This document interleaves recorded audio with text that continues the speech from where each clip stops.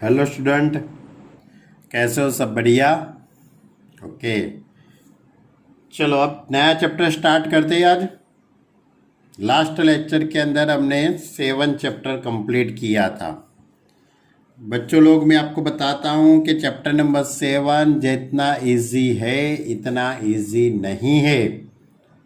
Chapter number 7 की बहुत अच्छी तरह से प्रैक्टिस करते रहना, और इसके साथ साथ वो चैप्टर नंबर 3 को तो भूलना ही मत, वरना तो आपकी लाइफ कंट्रोल में नहीं रहेगी। आपकी लाइफ को सुधारने के लिए आपको चैप्टर नंबर 3 तो आना, सॉल्व करना ही पड़ेगा, बराबर। तो आज हम नया चैप्टर स्टार्ट करते हैं, बाइनोमियल थियरम।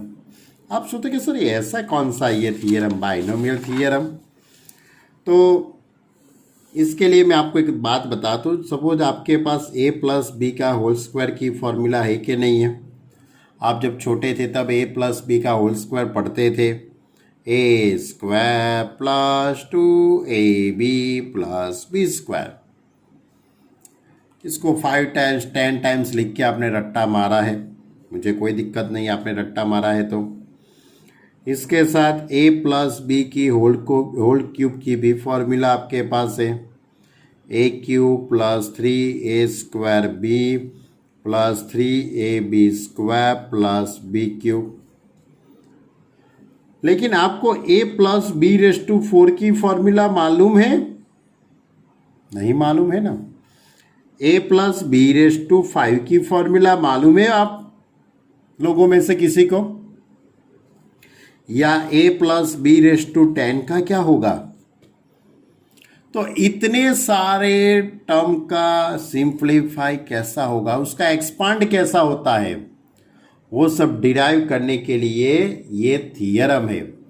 ये थियरम को हम कहते हैं बाइनोमियल थियरम। क्या कहते हैं हम? Binomial theorem.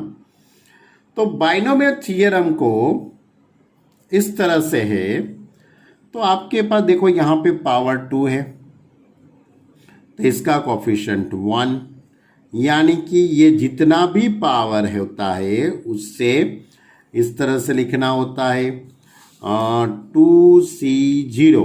क्या लिखने का? 2c0। कॉम्बिनिकेशन की बात करता हूँ मैं। 2c0, उसके बाद 2c1, उसके बाद 2c2। 2c2 आ गया, यानी कि ये दोनों इक्वल हो जाए, वहाँ तक लिखते रहने का। इसी तरह यहाँ पे पावर में 3 है, तो 3c0, 3c1, 3c2, 3c3 लिखते रहने का। तो यहाँ पे पहला जो टर्म a है तो उसकी 2 पावर है, a स्क्वायर, और b की पावर 0। उसके बाद a की पावर में 1 सब्ट्रैक्ट करेंगे, b की पावर में 1 ऐड करेंगे। उसके बाद b की पावर 1 लगाएंगे और a की पावर 0। यानी कि पहला जो टर्म होता है, पहले टर्म की जो पावर होती है वो उसमें एक एक सब्ट्रैक्ट करके जाने का।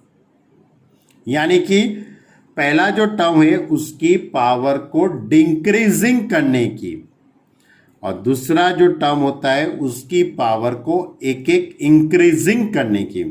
एक में घटेगी, दूसरे में बढ़ेगी। यानी कि पहला टर्म कौन सा है? a, तो a क्यूब। दूसरा टर्म b है तो b raise to 0 plus a square b raise to 1 plus a raise to 3 b raise to 3, sorry 2, यानी कि यहाँ पे 1 आएगा, plus a raise to 0 b raise to 3। यानी कि पहला जो टर्म होता है उसके पावर में 1 1 सब्ट्रैक्ट करके 0 तक जाने का, और दूसरा जो टर्म होता है उसके पावर में एक एक ऐड करके आपको उसका जो पावर होता है वहाँ तक जाने आए। तो ऐसे ही आपके पास है a plus B raise to 4। अब आप a plus B raise to 4 का आप सिंप्लीफाई दे पाएंगे बच्चे लोग? देखो अच्छी तरह से क्या करना है 4C0 4C0 पहला टर्म ए, पहला टर्म क्या है ए, तो A⁴, दूसरा टर्म क्या है बी, तो B⁴, प्लस यहाँ पे 4C0 लिखा तो यहाँ पे 4C1, ए की पावर 4 है तो एक घटाएंगे तो 1³ B⁴, उसको घटाएंगे तो B⁴1 प्लस 4C2 A², ए की पावर 3 है तो एक घटाएंगे तो 2, यहाँ पे 1 है एक बढ़ाएंगे 2 प्लस 4C3 ए की 2 पावर थी उसमें एक सब्ट्रैक्ट करेंगे तो 1, बी की पावर 2 है तो उसको एक बढ़ाएंगे तो 3, 4C4 ये लास्ट टर्म आ गया। ए की 1 पावर है तो एक घटाएंगे तो A⁴, बी की 3 पावर है तो एक बढ़ाएंगे तो 4। यानी कि पहला जो टर्म होता है उसके पावर में आपको क्या करना है, एक एक सब्ट्रैक्ट करके जाना है, और दूसरा जो टर्म होता है उसके पावर में 1 1 ऐड करके पहुंचना है। मालूम पड़ा अच्छी तरह से? पहला जो टर्म होता है उसके पावर में आपको एक एक सब्ट्रैक्ट करके एक की 3 4 3 2 1 और 0, और दूसरा जो टर्म होता है उसमें B⁴, B⁴1, B⁴2, B⁴3, B⁴4, यानी कि दूसरे टर्म के पावर में 1 1 ऐड करके जाना है और पहले टर्म के पावर में 1 1 सब्ट्रैक्ट करके पहुंचना है। क्लियर? चलो एक और सम बताऊं। ए माइनस होगा तो क्या करेंगे, A - B⁵ आया तो क्या करेंगे, प्लस हो तो मालूम पड़ गया, लेकिन बीच में माइनस आया तो कुछ टेंशन नहीं लेने का, कोई भी टाइप का टेंशन लेने का नहीं। पावर 5 है तो 5C0 A⁵, B⁵, अब बीच में माइनस है तो पहला टर्म ये प्लस वाला था, अब माइनस 5C1 A⁴, B⁴1, अब यहाँ पे माइनस लिखा तो यहाँ पे प्लस लिखने का, 5C2 A³ B², यहाँ पे प्लस लिखा तो अब माइनस आएगा, 5C3 A² B³ plus 5C4 A⁴1 B⁴4 minus 5C5 A⁴0 B⁵5। पहला जो टर्म है उसके पावर में एक एक घटाने का, दूसरा टर्म है उसके पावर में एक एक ऐड कर दिया। पहला टर्म प्लस, उसके बाद minus, plus minus plus minus plus minus, ऐसे चलते जाने का। क्लियर? मालूम पड़ गया? तो ये जो मेथड है उसको हम बाइनोमियल थियरम कहते हैं। इसको क्या कहते हैं हम बच्चे लोग? Binomial theorem. अब ये जो बाइनोमियल थियरम है उसका स्टैंडर्ड फॉर्म में लिखता हूं, A + B⁴n, कितनी पावर है n, nC0 A⁴n B⁴0 plus nC1 A⁻⁻1 B⁴1 plus nC2 A⁻⁻2 into B²। ऐसे ही आपको लिखते जाने का है, plus plus plus dash dash dash, और लास्ट टर्म आएगा nCn A⁴0 B⁴n। क्लियर? तो ये बाइनोमियल थियरम है। ये क्या है? पूरा बाइनोमियल थियरम। अब इसके साथ साथ आपको एक दो तीन बातें याद रखनी है चैप्टर नंबर 7 की। फिर से आपको याद दिलाता हूँ चैप्टर नंबर 7 की बहुत मोस्ट इम्पोर्टेंट बातें। तो सबसे पहली बात है कि NC0 की वैल्यू 1 होती है। NC0, 5C0, 3C0, 2C0, 6C0 बराबर, यानी कि उसका आंसर क्या आता है, 1 आता है। दूसरी बात NCN is equal to 1। NCN 2C2, 3C3, 5C5, 7C7 ये सभी का आंसर 1 आता है। तीसरी बात NC1 का आंसर क्या आता है, N आता है। यानी कि सपोज आपके पास 6C1 लिखा है तो 6C1 का आंसर क्या आएगा, 6 आएगा। सपोज 7C1 लिखा है तो उसका आंसर क्या आएगा, 7 आएगा। ये हम चैप्टर नंबर 7 के अंदर इतनी बातें आपसे स्टडी की है, बराबर। और भी वैसे बातें तो स्टडी की है।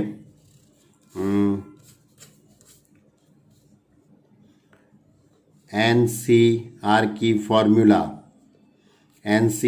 Formula n factorial upon r factorial into n minus r factorial है ना, ये फॉर्मूला, इसका भी हम यूज़ करेंगे। दूसरी बात, सपोज आपके पास 6C2 है तो उसका आंसर कैसे लिखते हैं हम, 6 × 5 अपॉन 2 × 1। यहाँ पे 2 है तो 6 × 5, यानी कि इसका आंसर क्या आएगा, 15। दूसरी एक बात मैंने आपसे बताई थी कि NCR is equal to NCN minus R। NCR is equal to NCN minus R। Suppose आपके पास है 20C3 is equal to 20C 20 - 3 लिख सकते हैं, यानी कि 20C से 17 हो जाएगा, बराबर। ये भी एक फॉर्मूला थी, इसका भी आपको यूज़ करना है। जैसे कि आपके पास कोई बड़ा सा नंबर लिखा है, मैंने 50C48 लिखा है तो 50C48 is equal to 50C2 लिख सकते हैं। और 50C2 का आंसर निकालना आपके लिए इजी है। 50 × 49 अपॉन 2 × 1, इसका जो भी मल्टीप्लाई आता है वो लिख सकते हो आप। यानी कि NCR is equal to NCN minus R। इन दोनों का सब्ट्रैक्शन करेंगे तो 2 आ जाता है। इन दोनों का आंसर सेम होता है, लेकिन ये इसके आप करेंगे तो ये बहुत बड़ा होगा, लेकिन इससे करेंगे तो ये बहुत छोटा हो जाता है। क्लियर? ऐसी बातें हमने चैप्टर नंबर 7 के अंदर स्टडी की है, शायद आप लोगों को मालूम होगा। तो इतनी बातें आपको चैप्टर नंबर 7 के बारे में याद रखना है। और इसके साथ साथ ये बाइनोमियल थ्योरम, लेकिन बाइनोमियल थ्योरम हम कैसे अप्लाई करते हैं वो बहुत बहुत ही इम्पोर्टेंट है, बराबर। तो चलो हम एक्सरसाइज 8.1 स्टार्ट करते हैं। चलो अब exercise 8.1, expand each of the expression, बराबर। एक्सप्रेशन, तो सबसे पहला जो सम है वो 1 - 2x raise to 5। 1 - 2x raise to 5 यानी कि बीच में यहाँ पे माइनस है। दूसरी एक बात बता दो कि 1 की कोई भी पावर होगी तो उसका आंसर तो 1 ही आने वाला है, यानी कि आप 1 वाला टर्म नहीं लिखेंगे तो भी चलेगा, बराबर। तो आप 5C0 से स्टार्ट करते हैं। 5C0 पहला टर्म तो 1 है तो 1/5 तो 1 ही होने वाला है। चलो वैसे लिख देते, पहला ही सम है तो 2x रेज़ टू 0। उसके बाद माइनस 5C1 1/4 और 2x रेज़ टू 1। उसके बाद प्लस 5C2 1/3 और 2x रेस टू 2। उसके बाद माइनस 5c3 1 स्क्वायर और 2x raise to 3 plus 5c4 1 raise to 1 और 2x रेस टू 4। उसके बाद माइनस 5c5 1 रेस टू 0 और 2x raise to 5। Clear? 5c0, 5c1, 5c2, 5c3, 5c4, 5c5। पहले plus, उसके बाद minus, plus minus plus minus. चलो अब इसका सिंप्लीफाई। तो 5c0 तो उसका आंसर 1 आता है। 1 रेस टू 5 तो 1। 2x रेस टू 0 तो इसका आंसर भी 1, यानी पूरे टर्म का आंसर 1 आता है। माइनस 5c1, मैंने अभी आपको सभी इस बातें मैंने समझाई थी, बराबर। तो 5c1 उसका आंसर 5 आएगा। 1 रेस टू 4 वो तो 1 ही होगा। 2x रेस टू 1 यानी कि इनटू में 2x प्लस 5c2। 5c2 तो उसका आंसर हम कैसे निकालेंगे? 5 इंटू 4 अपॉन 2 इंटू 1। 1 की रेस टू 3 तो 1 ही होगा और 2x का स्क्वायर यानी कि 4x स्क्वायर।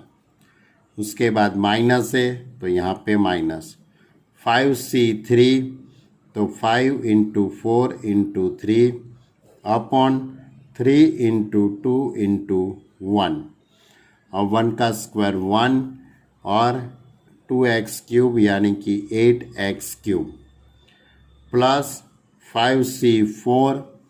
5c4 तो उसका आंसर 5 ही आएगा। 5c4 का आंसर 5 आएगा, सोच लो अच्छी तरह से। 5c4 का आंसर 5 ही आएगा, सोच लो अच्छी तरह से। 1 का रेस टू 1 1 ही होगा। 2x रेस टू 4 तो 16x raise to 4। 5c5 1 1 raise to 0 1 2x raise to 5 यानी कि 32x रेस टू 5।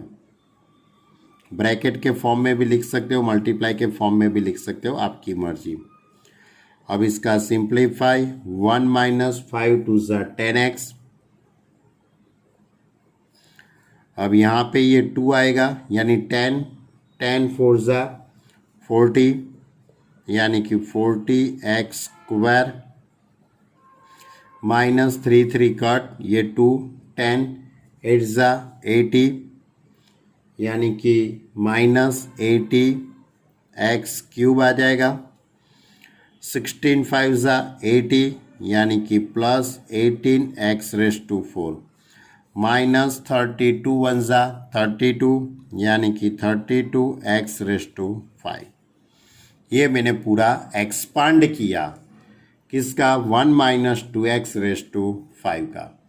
बहुत ही इजी है, बहुत इजी है, लेकिन आपको बहुत शांति से लिखना पड़ेगा। बहुत शांति से लिखेंगे तो आपका आंसर आ जाएगा। हाँ, एक भी गलती हो गई मल्टीप्लाई में या तो वैल्यू निकालने में, तो किसी का भी कोफिशिएंट गलत आता है तो पूरा सम गलत हो गया। एक आध भी कोफिशिएंट गलत नहीं आना चाहिए, बराबर। चलो अब नेक्स्ट क्वेश्चन लेते हैं। चलो अब इसके आगे है 2/x minus X upon 2 raise to 5। Two by X minus X by 2 raise to 5। वही मेथड है अपनी, कोई चेंजिंग नहीं है। तो पहले ऊपर पावर 5 है तो 5c0 2 अपॉन एक्स, ये मेरा पहला टर्म है, उसकी पावर 5 और x बाई 2 ये दूसरा टर्म है, उसकी पावर 0। अब ये पहले टर्म के पावर में 1 1 सब्ट्रैक्ट करेंगे और दूसरा जो टर्म है उसकी पावर में 1 1 ऐड करेंगे। पहला टर्म प्लस, अब उसके बाद minus, minus 5c1 2 upon x raise to 4 और x upon 2 raise to 1 plus 5c2 2 upon x raise to 3 x upon 2 raise to 2 minus 5c3 2 upon x raise to 2 upon x raise to 2 और x upon 2 raise to 3 plus 5c4 2 upon x raise to 1 और x upon 2 raise to 4 minus 5c5 2 upon x raise to 0 और x upon 2 raise to 5। Clear? बहुत ध्यान से लिखना हो बच्चे लोग। चलो अब एक स्टेप पूरा हो जाए तो थोड़ी बीच में जगह रखने की, तो सामने वाले टीचर को मालूम पड़े कि भाई एक स्टेप ये पूरा ख़त्म हुआ है, पूरा एक स्टेप ख़त्म हुआ है, यहाँ से स्टार्ट करके ये पूरा एक स्टेप ख़त्म हुआ है, उसको मालूम पड़े। चलो 5c0 का आंसर 1 आएगा, x अपॉन 2 रेस टू 0 उसका भी आंसर 1 आएगा, इसका भी आंसर 1 आएगा। ये 2 रेस टू 5 यानी 32 upon x raise to 5 minus 5c1 यानी कि 5 2 अपॉन एक्स रेस टू 4 यानी कि 16 upon x raise to 4 into x upon 2। चलो अब यहाँ पे हम आए प्लस 5c2 तो 5 इंटू 4 अपॉन 2 इंटू 1, यहाँ पे थे 2 अपॉन एक्स रेस टू 3 यानी कि 8 upon x cube, x upon 2 का स्क्वायर यानी कि x square upon 4 minus 5c3 यानी कि 5 into 4 into 3 upon 3 into 2 into 1 2 upon x square यानी कि 4 upon x square into x cube upon 8, x cube upon 8। अब मैं यहाँ पे पहुँचा हूँ अभी 5c4 का आंसर 5 आता है यानी कि plus 5 into 2 upon x raise to 1 यानी कि 2 upon x upon 2 raise to 4 यानी कि x raise to 4 upon 16 minus 5c5 1 2 upon x raise to 0 तो 1 into x upon 2 raise to 5 तो एक्स रेस टू 5 अपॉन 32।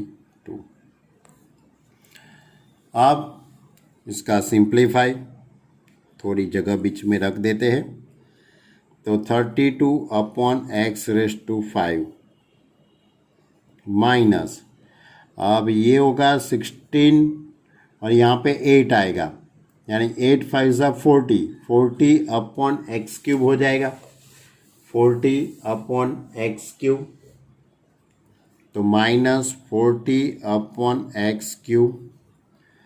अब यहाँ पे ये तो 10 हो जाएगा और ये 2 यानी कि 20 हो जाएगा प्लस एक्स स्क्वायर और ये एक्स क्यूब है तो यहाँ पे एक एक्स बचेगा तो 20 अपॉन एक्स। यहाँ पे अब मैं आया, ये 3 कट, ये 2 यानी कि ये 10 और ये 2 यानी कि यहाँ पे 5 आ जाएगा, 5x हो जाएगा माइनस 5x। अब यहाँ पे मैं पहुँचा तो ये 8 हो जाएगा तो 5 अपॉन 8 एक्स क्यूब हो जाएगा, x रेस टू 4 और ये x है तो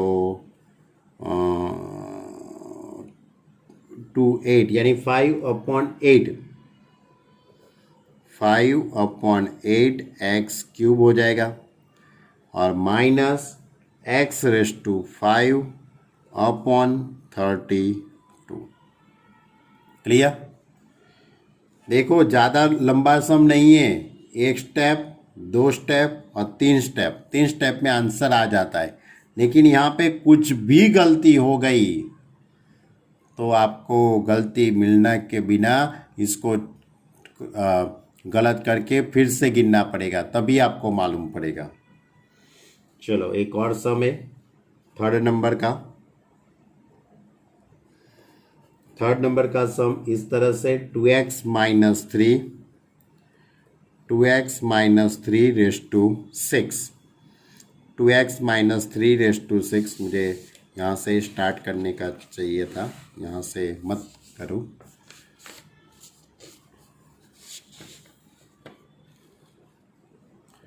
टू एक्स माइनस 3⁵ वही अपना सिलसिला 6 से 0 2x⁵ 3⁵ माइनस 6 से 1 2x⁵5 3⁵1 प्लस 6 से 2 2x⁴ 3 स्क्वायर माइनस 6 से 3 2x⁵3 और 3 क्यूब प्लस 6 से 4 2x⁵2 और 3⁴ माइनस 6 से 5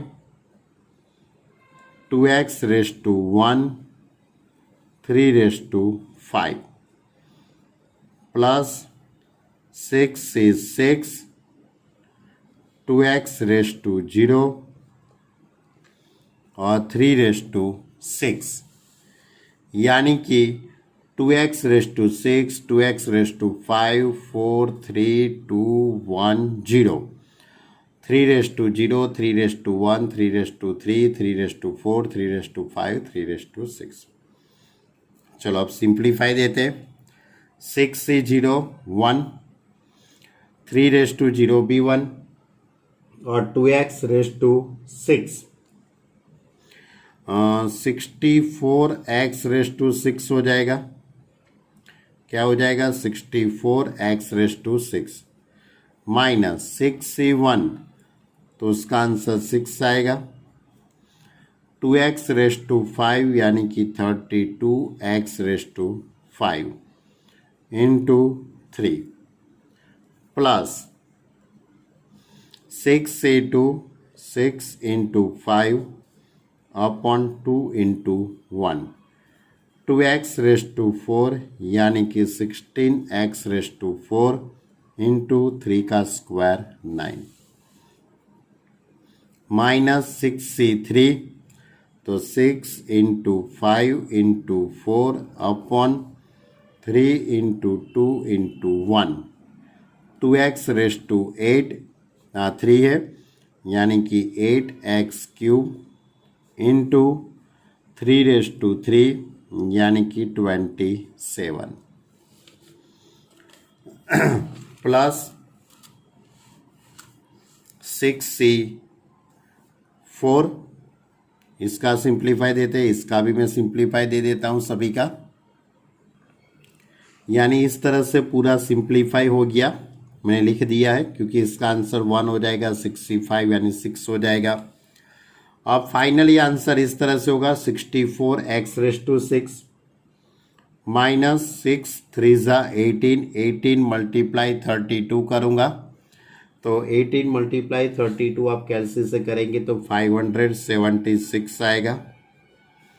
576 एक्स रेस टू 5, यहाँ पे 3 यानी कि 15, 15 मल्टीप्लाई 16 मल्टीप्लाई 9, यानी कि इसमें आपका आंसर होगा, कैलसी से आप करेंगे तो 2160 एक्स रेस टू 4 माइनस, इसका सिंप्लीफाई इस तरह से करेंगे कैलसी से तो 4320 एक्स क्यूब, आप इसका सिंप्लीफाई करेंगे तो प्लस 4860 एक्स स्क्वायर, माइनस इसका सिंप्लीफाई करेंगे तो 2916 एक्स और प्लस 729। क्लियर? इस तरह से ये था हमारा क्वेश्चन नंबर 3। चलो क्वेश्चन नंबर 4 की बात करते हैं। देखो क्वेश्चन नंबर 4, क्वेश्चन नंबर 4 के अंदर x/3 प्लस 1/x⁵ मैंने पूरा एक्सपांड कर दिया क्योंकि एक ही मेथड के सम आते हैं, बराबर। तो आपको अब मालूम पड़ गया है, वैसे तो होमवर्क में ही देना चाहिए मुझे। 5C0, 5C1, 5C2, 5C3, 5C4, 5C5। पहला टर्म x/3 है तो x/3⁵, x/3⁴, x/3 का क्यूब, x/3 का स्क्वायर, x/3⁴ और x/3�0। दूसरा टर्म 1/x है तो 1/x की 0 power, 1/x⁴, 1/x², 1/x³ 1/x⁴ और 1/x⁵।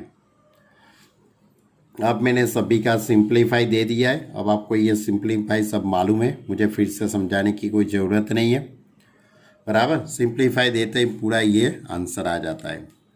ऐसा ही 5th नंबर का सम है, इसमें भी x प्लस 1/x⁶, इसमें 6C0, 6C1, 6C2, 6C3, 6C4, 6C5 और 6C6। पहला टर्म x है तो x⁶, x⁵, x⁴, x³ x² और x⁴ और x⁵। दूसरा टर्म 1/x है तो 1/x⁵, 1/x⁴, 1/x², 1/x³, 1/x⁴, 1/x⁵, 1/x⁶। उसका भी मैंने सिंप्लीफाई दे दिया है, आगे के जिस तरह से सम था वही मेथड से किया है, बराबर। तो ये था हमारा एक्सरसाइज 8.1 का, एक्सरसाइज 8.1 का ये क्वेश्चन नंबर 1, 2, 3, 4 और 5। अब इसके आगे के सम लेते हैं। चलो आगे का क्वेश्चन के अंदर आपको evaluate each of the following using binomial theorem. Binomial theorem का यूज करके आपको वैल्यू निकालनी है। तो उसमें सबसे पहला जो क्वेश्चन है 96⁵। अब सोचते हो कि सर 96⁵ तो हम कैलसी से निकाल सकते हैं, लेकिन आपको कैलसी से नहीं निकालना है, आपको बाइनोमियल थियरम का यूज करके निकालना है। तो 96 यानी कि उसको मैं 100 - 4 लिख सकता हूँ। आप सोचते कि सर मैं तो 90 + 6 लिखना चाहता हूँ, भाई लिखो, मुझे कोई दिक्कत नहीं है।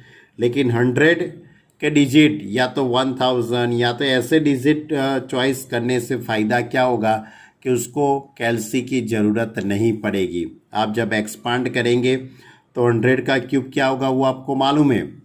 ये 2 0 है तो 6 0 कर देने का, स्क्वायर करते तो 2 है तो 4 0 कर देने का, वो सिंपल हो जाता है इसलिए, बराबर। इसलिए हम 10, 100 उसका यूज़ हम ज़्यादा करते हैं। चलो अब इसका सिंप्लीफाई बाइनोमियल थियरम के जैसे मैंने आगे के 5 सम किए वही तरह से करना है आपको। तो पहले क्या है, यहाँ पे 3 पावर है तो 3C0, पहला टर्म 100 100^3 4^0, उसके बाद माइनस 3C1 100 का स्क्वायर और 4^1 प्लस 3C2 100^1 और 4^2 माइनस 3C3 100^0 और 4^3, यानी कि पहला जो टर्म है उसके पावर में एक एक सब्ट्रैक्ट हो जाएगा और दूसरा जो पावर है उसके अंदर हम ऐड करते हैं। अब 3C0 तो उसका आंसर 1 आएगा। 1 इंटू 100 की 3 पावर, देखना 1 2 3 4 5 6 हो गई 100 की 3 पावर। 4^0 तो 1 ही होगा। 3C1 यानी कि 3, 100 का स्क्वायर करेंगे 1 2 3 4 इंटू 4 प्लस 3C2, इसका आंसर 3 आता है। 3 इंटू 100, 4 का स्क्वायर 16, ये 1 हो जाएगा, ये भी 1 हो जाएगा और 4^16 यानी 64। अब मैं इसका सिंप्लीफाई देता हूँ तो 1 0 0 0 4 3 12 1 0 0 1 2 3 4 ओके प्लस 16 3 48 माइनस 64। अब ये कैलसी से आप करेंगे तो इसका आंसर आएगा 884736। क्लियर? यानी कि बाइनोमियल थियरम का यूज करके आपको इसका आंसर लाने का था। चलो ऐसा ही दूसरा क्वेश्चन है।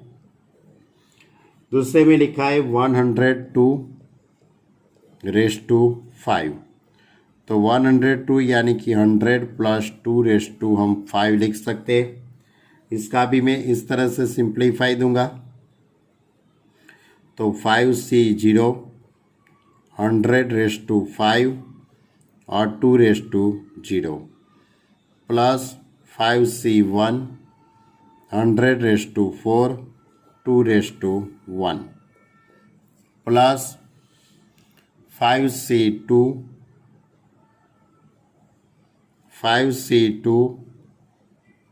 100^3 2^2 प्लस 5C3 100^2 और 2^3 प्लस 5C4 100^1 2^4 प्लस 5C5 100^0 और 2^5। पहला जो टर्म है उसमें 5 4 3 2 1 0 और 0 1 2 3 4 5। अब ये सभी का सिंप्लीफाई तो ये 1 हो जाएगा। इसमें कितने जीरो हो जाएंगे? 100 के ऊपर 5 पावर है तो कितने जीरो हो गए मालूम है? 10 जीरो हो गए। 1 2 3 4 5 ऐसा करके 10 जीरो बनेंगे, यानी कि इस तरह से पूरा टर्म होगा 1 0 1 2 3 4 5 6 7 8 9 10 इतना होगा प्लस 5C1 का आंसर 5 आएगा। 100 के ऊपर 4 है 1 2 3 4 5 6 7 8 इंटू 2 प्लस 5C2 यानी 5 इंटू 4 अपॉन 2 इंटू 1। 100 के ऊपर 3 पावर है तो 1 0 4 5 6 इंटू 2 का स्क्वायर 4। अब 5C3 का आंसर 5 इंटू 4 अपॉन 2 इंटू 1 ही होगा, क्योंकि 3 3 वैसे भी कट ही होगा। और उसके पर 100 के ऊपर स्क्वायर है यानी कि 40 होगा। 2 का क्यूब 8 हो जाएगा, प्लस 5C4 का आंसर 4, 100 2⁴ 16, प्लस 5C5 1 इंटू 2⁵ 32। तो इन सभी का आप सिंप्लीफाई करेंगे तो इस तरह से होगा 1 2 3 4 5 6 7 8 9 10, प्लस ये 5 2 10 और ये 8 जीरो थे, 1 2 3 4 5 6 7 8 9, प्लस ये 10 और ये 4 यानी कि 1 2 3 4 5 6 7 जीरो आएंगे, 5 6 7 यहाँ पे आएंगे, प्लस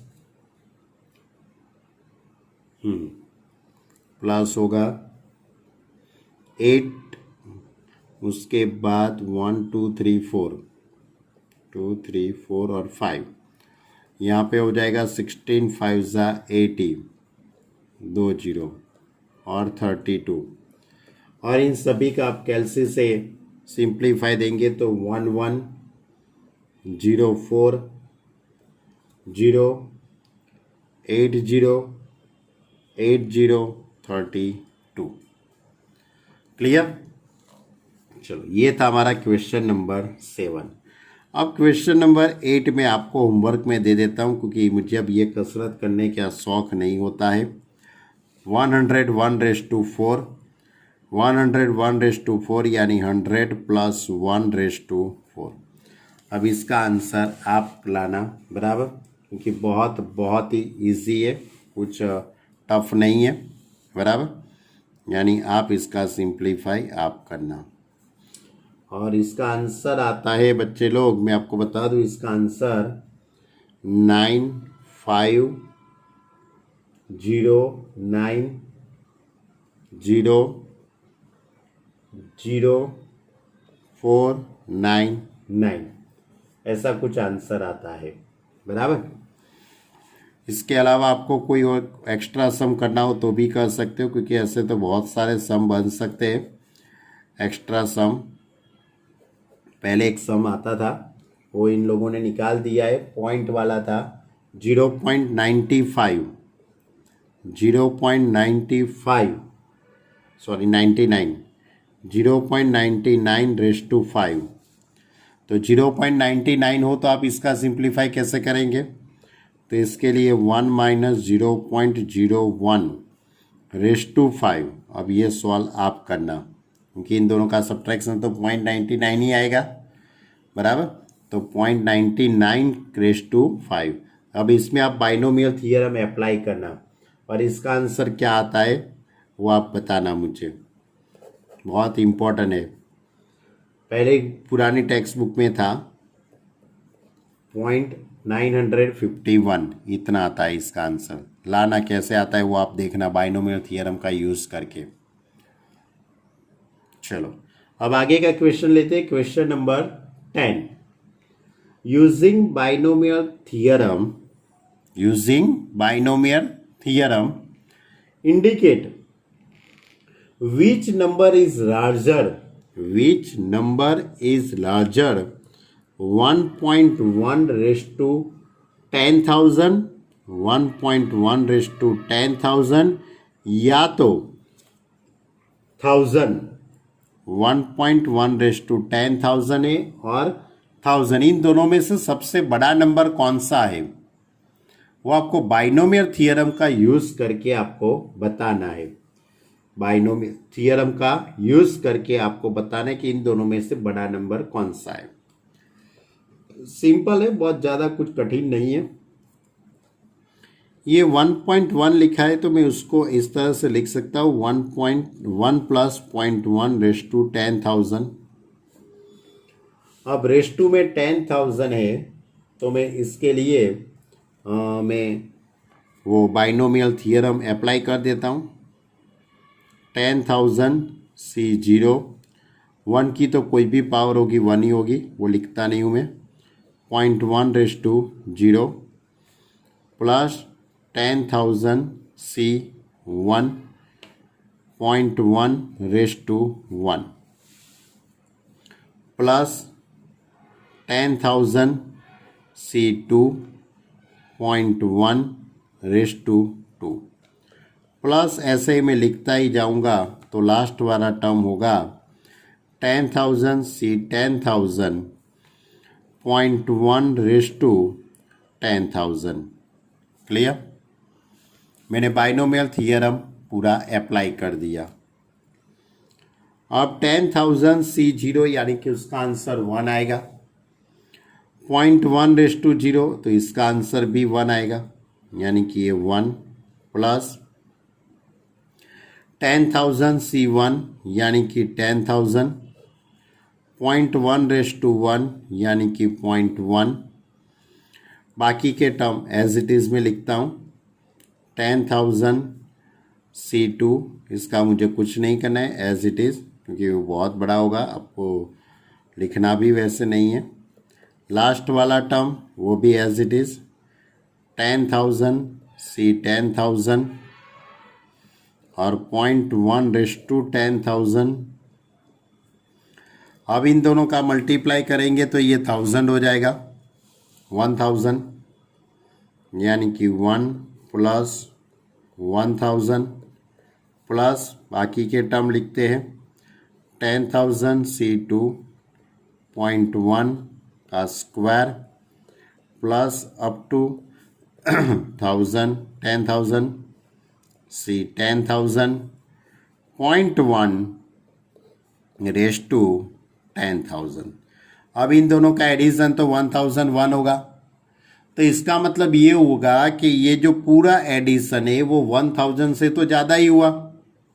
ये पूरा एडिशन है वो 1000 से तो ज़्यादा ही हुआ। आपको ऐसा हो तो इसके जगह पे आप कोई भी नंबर सपोज कर सकते हो, बराबर, लेकिन ऐसे कुछ करने की ज़रूरत नहीं। ये पूरा एडिशन, ये पूरा जो एडिशन है वो 1000 से ज़्यादा ही होगा, यानी कि it is a greater than, पहले लिख देते हैं यहाँ पे 1001 प्लस 10,000 C2 0.1 का square plus up to 10,000 C10,000 0.1/10,000। तो ये पूरा एडिशन कितना हुआ? 1000 से ज़्यादा, यानी कि इसका मतलब ये हुआ कि 1.1/10,000 इसका सिंप्लीफाई करने से आपका जो भी आंसर आता है वो 1000 से ज़्यादा ही आता है, यानी कि 1.1/10,000 इज़ ग्रेटर देन 1000, बराबर। यानी कि आपको डिसाइड करना है कहते थे इन दोनों में से सबसे बड़ा नंबर कौन सा होगा, तो हमने डिसाइड कर लिया कि ये बड़ा हुआ और ये छोटा हुआ। चलो अब आगे का क्वेश्चन लेते हैं। Question number 11, find a plus b/4 minus a minus b/4, hence the evaluate of the √3 plus √2/4 minus √3 minus √2/4। यानी कि आपको a plus b/4 minus a minus b/4, इसकी पहले आपको तो इसका सिंप्लीफाई देना है। इसका सिंप्लीफाई देने के बाद आपको √3 plus √2/4 माइनस √3 minus √2/4 आपको निकालना है। पहले तो मैं इसका सिंप्लीफाई देता हूँ। इसका सिंप्लीफाई बाइनोमियल थियरम से हम करेंगे, तो बाइनोमियल थियरम का हम यहाँ पे यूज़ करता हूँ मैं पूरा।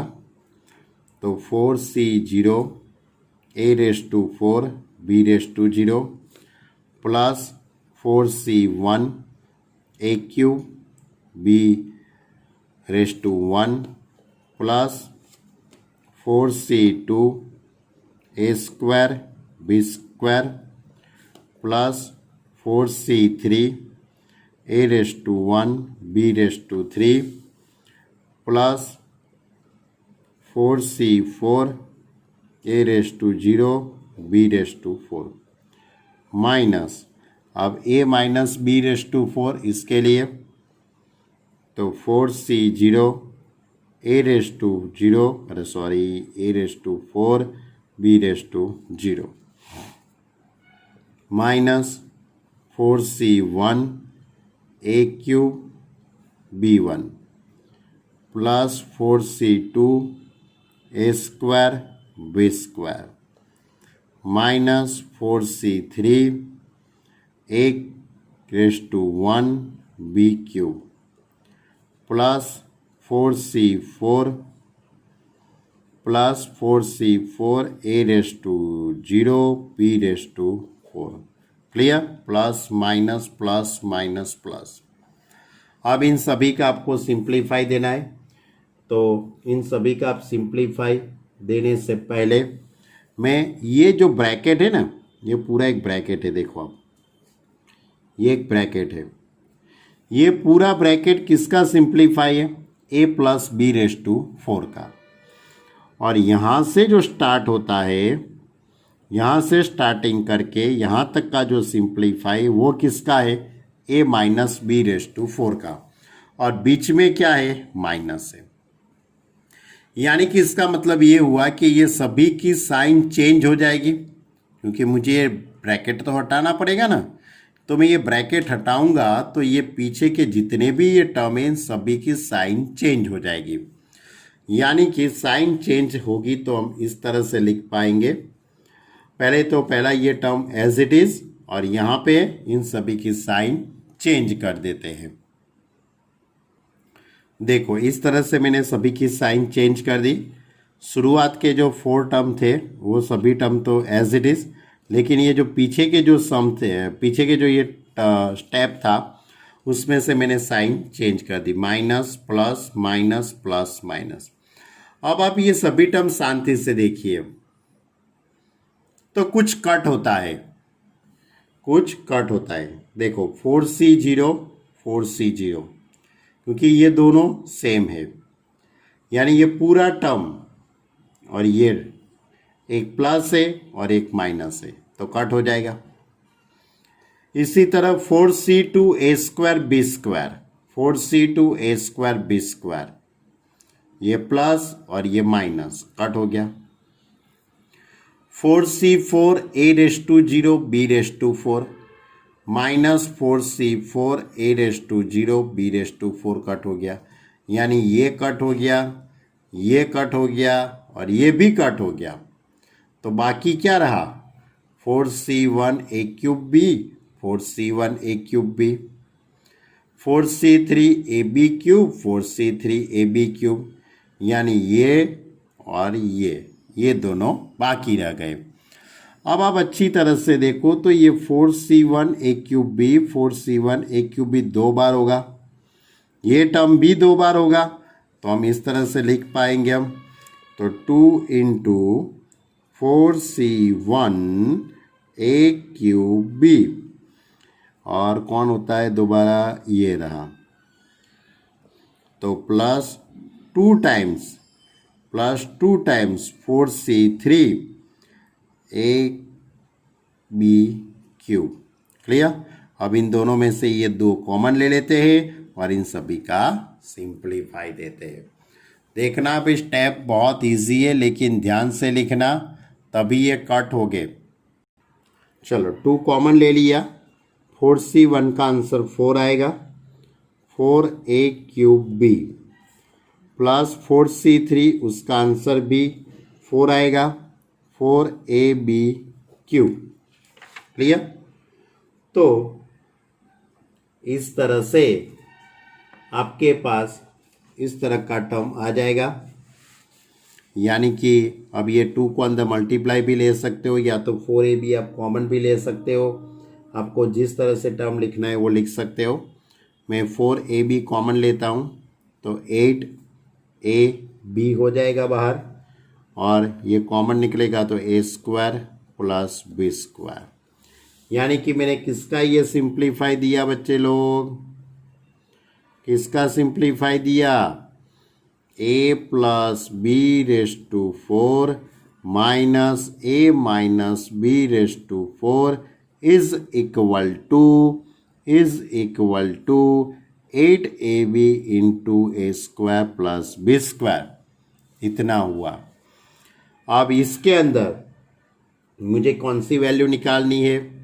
तो वो वैल्यू निकालने के लिए a इज इक्वल टू √3 और b इज इक्वल टू √2।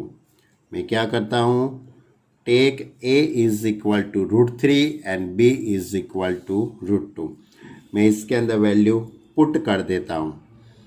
तो √3 plus √2 raise to 4 minus √3 minus √2 raise to 4 is equal to 8ab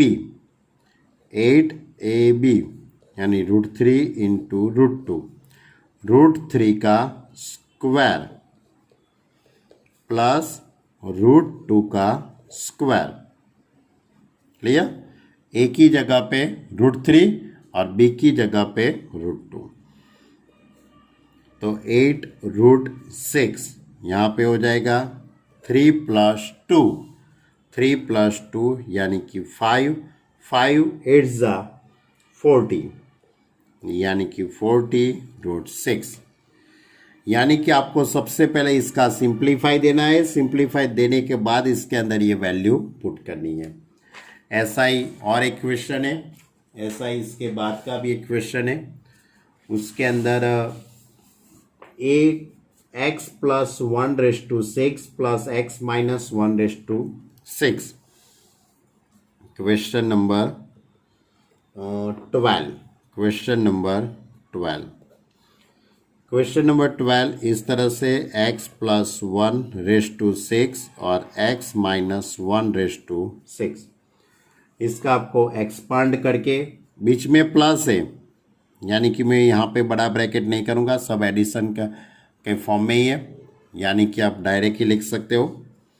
यानी कि 6 है तो 6c0 x⁻6 plus 6c1 x⁵5 plus 6c2 x⁴ plus 6c3 x³ plus 6c4 x² plus 6c5 x⁻1 plus 6c6 x⁻0।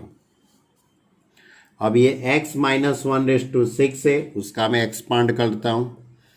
तो plus से start करूँगा, 6c0 x⁻6 minus 6c1 x⁵5 plus 6c2 x⁻4 minus 6c3 x³ plus 6c4 x² minus 6c5 x⁵5 और plus 6c6 x⁻6। कर दिया पूरा expand. x + 1/6 का भी मैंने कर दिया और x - 1/6 का भी मैंने कर दिया। अब प्लस माइनस वाले टर्म कट कर देते हैं।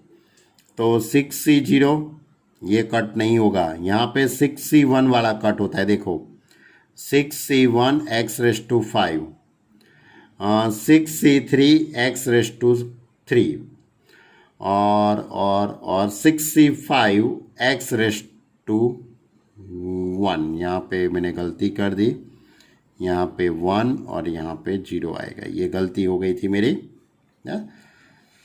हाँ कोई बात नहीं, गलती मैंने सुधार दी है। तो 6c1 वाला टर्म कट हो गया, 6c3 वाला टर्म कट हो जाता है और 6c5 वाला टर्म, और बाकी रहता है 6c0 वाला टर्म, 6c2 6c4 6c6। इतने टर्म बाकी रहेंगे और वो भी 2 बार बाकी रहेंगे। कितनी बार? 2 टाइम्स। यानी कि मैं उसको इस तरह से लिख दूंगा। तो 2 टाइम्स बाकी रहते तो मैं 2 को बाहर ही कॉमन में ही लिख देता हूँ। 6c0 x⁻6 6c1 कट हो गया है, 6c2 x रेस टू 4। उसके बाद बाकी रहता है 6c4 x स्क्वायर। भाई बाकी रहा है कौन है लास्ट वाला टर्म 6c6 और x raise to 0।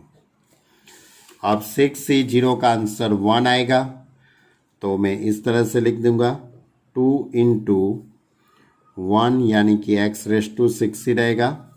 6c2 6 into 5/3 2 into 1 x raise to 4। 6c4 6 into 5/2 into 1 x square, ये 1 हो जाएगा, ये भी 1 हो जाएगा।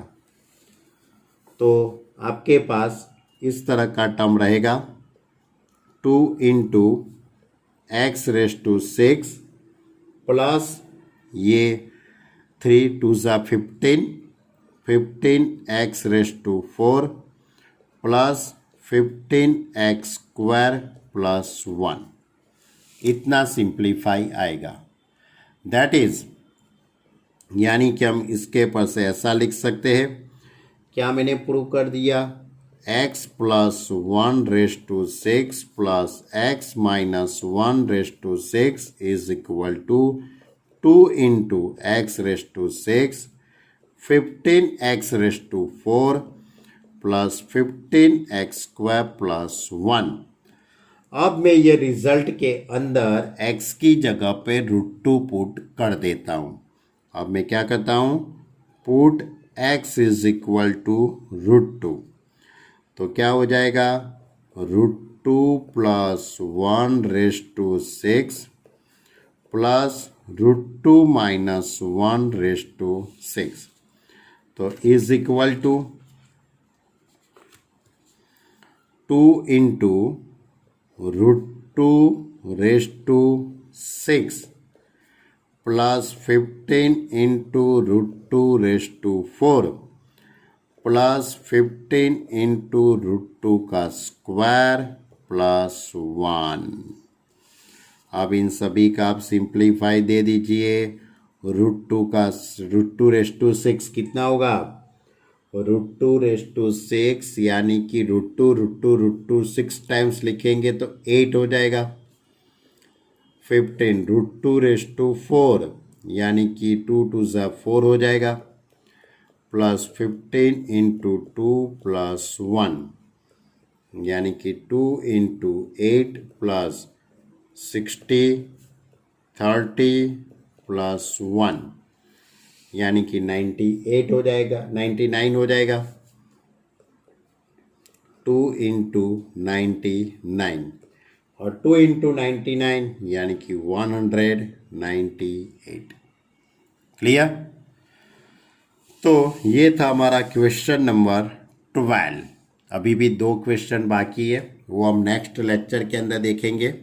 नेक्स्ट लेक्चर के अंदर क्वेश्चन नंबर 13, क्वेश्चन नंबर 14 और इसके आगे की एक्सरसाइज 8.2 हम स्टार्ट करेंगे। ओके, इतना अच्छी तरह से देखना। यदि नहीं मालूम पड़ता है तो मेरा कांटेक्ट करना, मैं आपको समझाऊंगा। लेकिन बहुत शांति से लिखना पड़ेगा। एक भी प्लस माइनस की गलती हो गई या तो सिंप्लीफाई देने में आपको कोई भी गलती हो गई तो आंसर नहीं आएगा। क्लियर? शांति से वीडियो देखना पहले, उसके बाद होमवर्क करना, उसके पहले PDF लिख देना, उसके बाद वीडियो देखो और उसके बाद होमवर्क करो। Okay student? ओके, ये थी हमारी एक्सरसाइज 8.1 का 1 से 12 तक के क्वेश्चन। बहुत ज़्यादा हो गया लेकिन मुझे मालूम है, लेकिन क्या करना पड़ेगा भाई, पढ़ना तो पड़ेगा ही, बराबर। तो अच्छी तरह से वीडियो देख के होमवर्क करो। Okay student, bye.